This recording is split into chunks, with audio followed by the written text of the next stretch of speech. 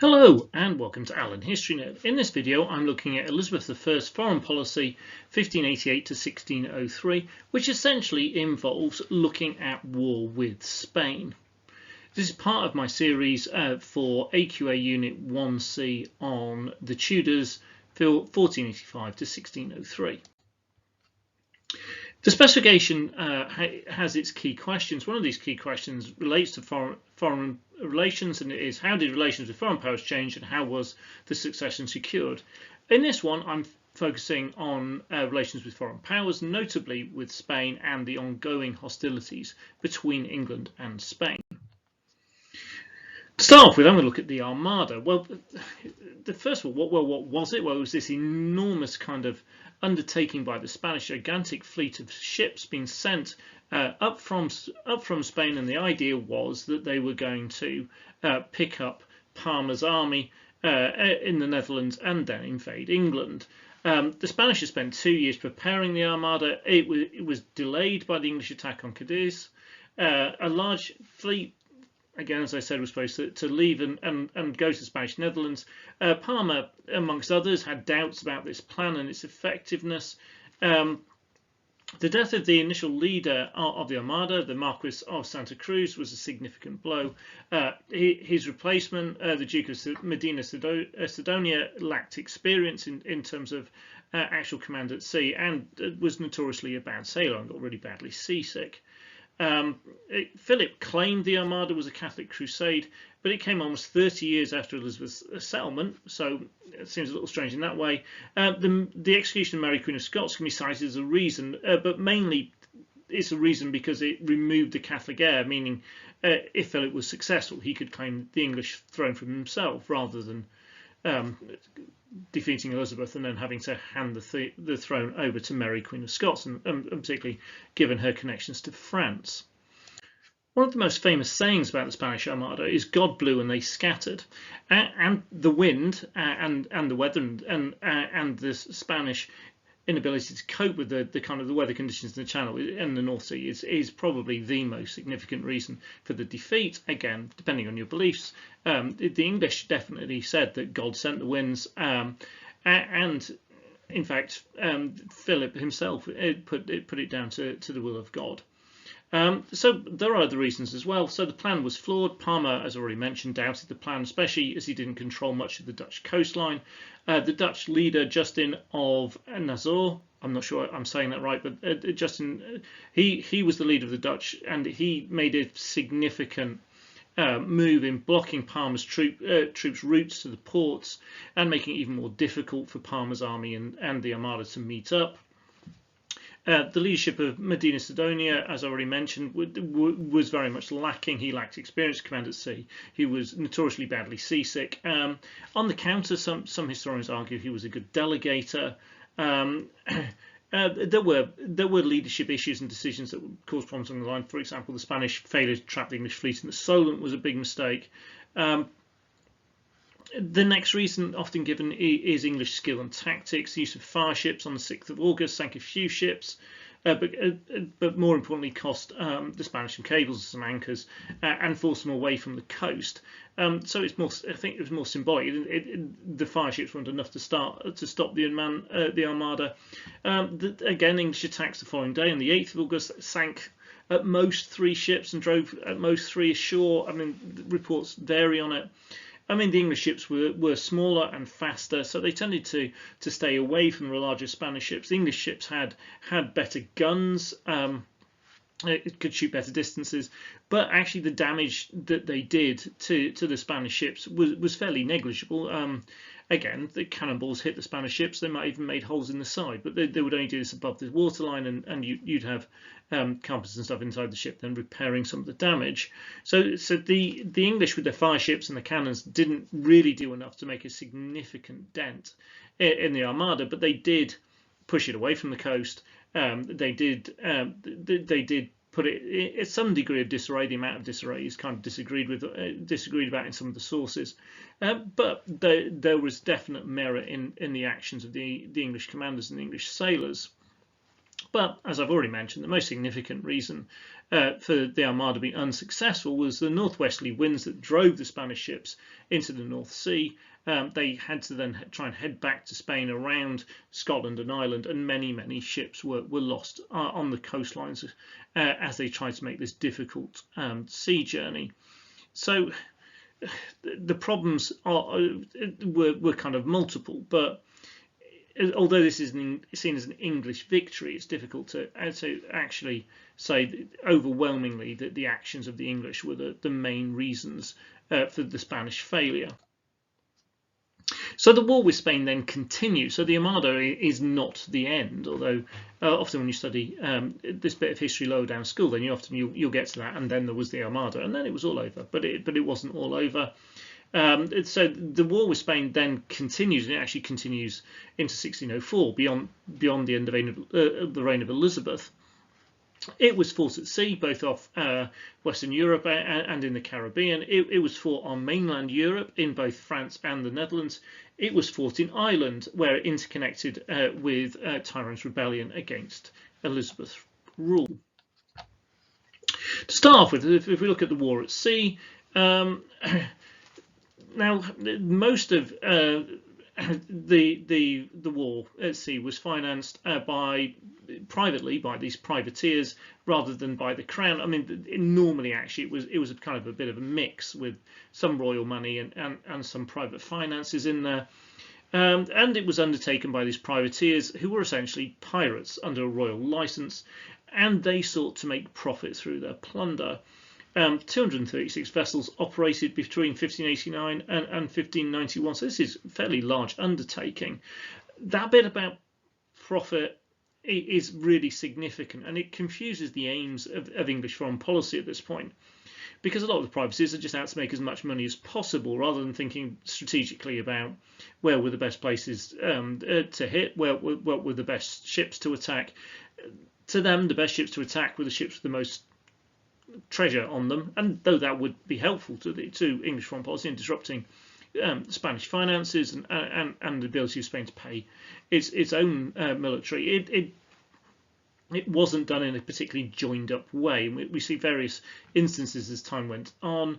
Hawkins, again one of the leading privateers, wanted to carry out a naval blockade on Spanish ports following the Armada, but Elizabeth refused, and part of this is Elizabeth gets kind of, as she often does, caught between two stools. She doesn't know whether to fight a more aggressive war or to concentrate on the defensive.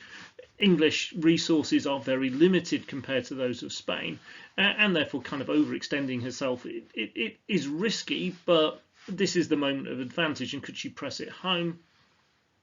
So we see a jump from being very cautious straight after the Armada and not going with Hawkins' plan. But in 1589, she supports a kind of really over-ambitious expedition to Portugal, which was supposed to do multiple different things, including kind of raising the idea of a claimant to the throne of Portugal and all kinds of different bits. And the aims got a bit confused, and the resources weren't there, and it ended in failure.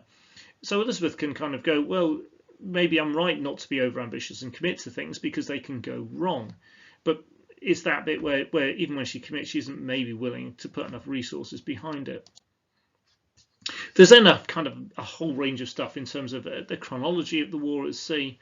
So in 1590, there's a fear of another Armada, and so there's hesitancy in terms of what the English Navy will do, and therefore there's not a huge amount of profit made by the privateers that year. Again, they're fearing another Armada in 1591, and they're scaling down activity, fearful of another Armada, and this policy and way of running this policy with the privateers seems increasingly flawed. In 1592, there's more success. All the privateers involved, apart from Raleigh, make a profit. Noticeably, the treasure ship Armada de Douai was captured, and then we see variations over time. So, and again, another leading of the privateers, Cumberland, made a profit in 93, but a loss in 94. And then we see in 95 that they're making profit, but they're not really achieving the goals that they set. Drake dies. and the only thing the privateers were really doing by this stage was kind of spreading Spanish resources a little bit thinner. They had to guard treasure ships, etc. But the impact they're having on the overall war and Spain's threat to England was actually fairly small. We do see something significant in 96. Cadiz is captured.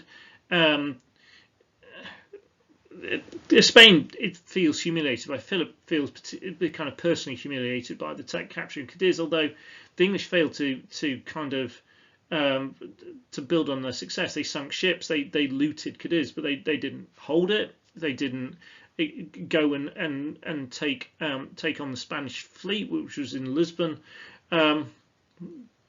So Spain is unhappy, and Philip is very angry about what's happened. But Elizabeth isn't satisfied. Elizabeth is left frustrated. Again, she's sees profit being placed over strategic objectives. So rather than actually achieving a kind of significant knockout blow in the war, the privateers concentrate on making profit for themselves out of looting Cadiz. So the conflict between the kind of objectives there is seen again.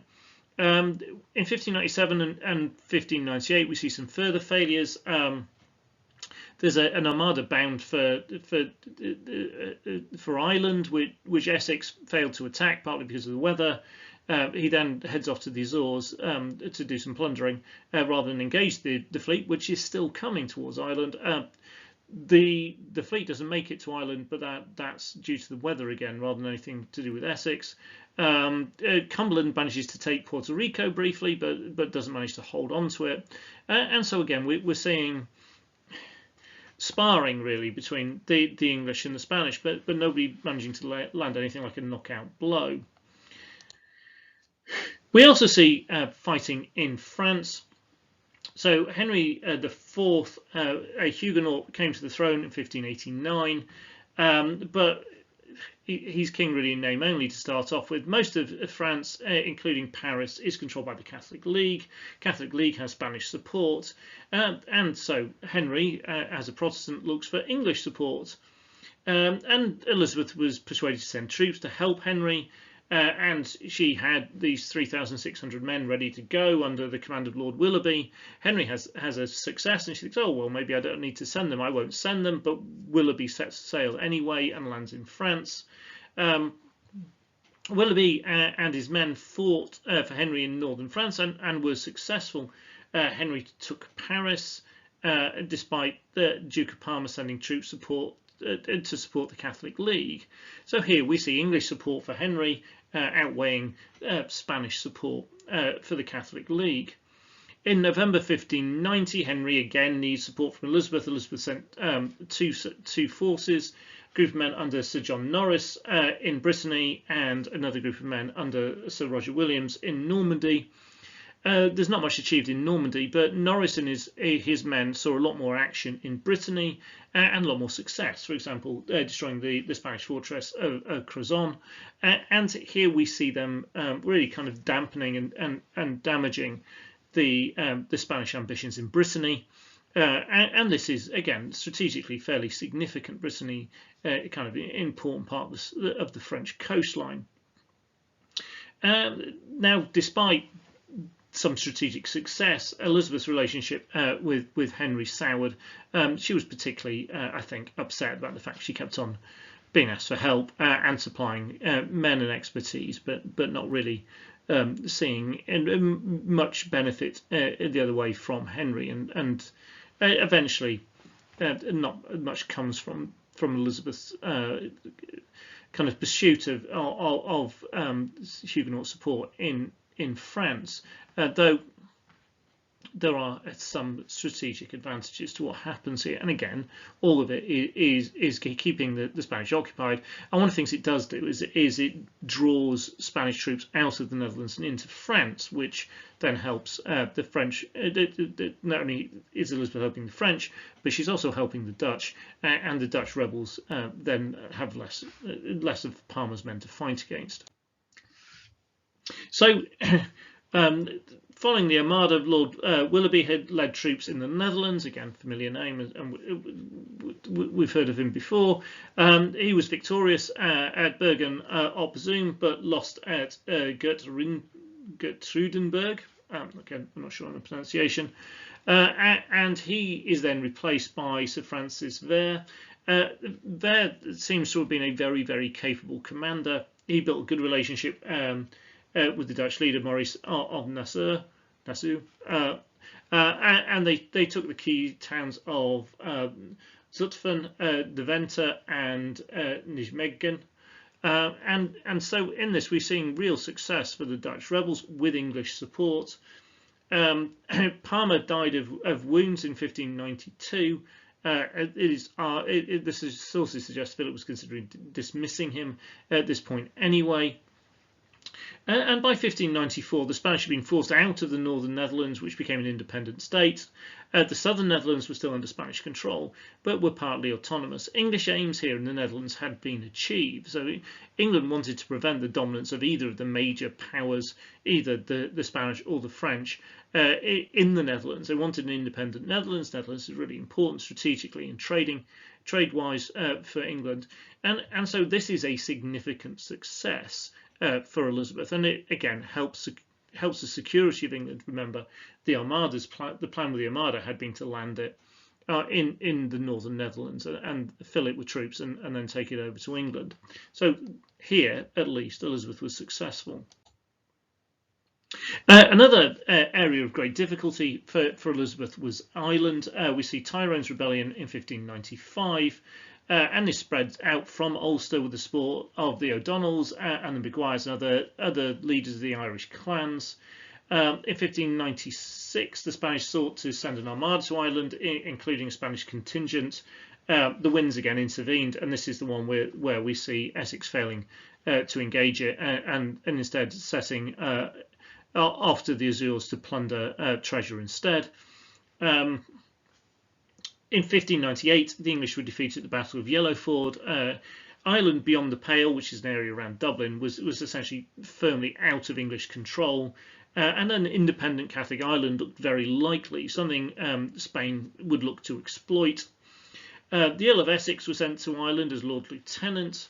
This is kind of based on his successes at Cadiz. He was seen as kind of one of Elizabeth's favourites. However, he was an absolute disaster. He failed to follow orders. He knighted many of his officers, having been explicitly told not to. He then failed to engage Tyrone. Elizabeth wrote letters getting increasingly frustrated with him and his excuses for not fighting him. He then again explicitly went against orders and made a truce with Tyrone. He then explicitly went against orders again and returned to the court. And then there's this kind of fairly remarkable incident where he kind of bursts into Elizabeth's private chambers. She's taken aback and with this man bursting into her private rooms and gives him, and according to some sources, slaps him. He's then seen to half draw his sword in anger, and then this leads to Essex falling into disgrace and eventually pushing him into rebellion, and we see the Essex Rebellion in 1601.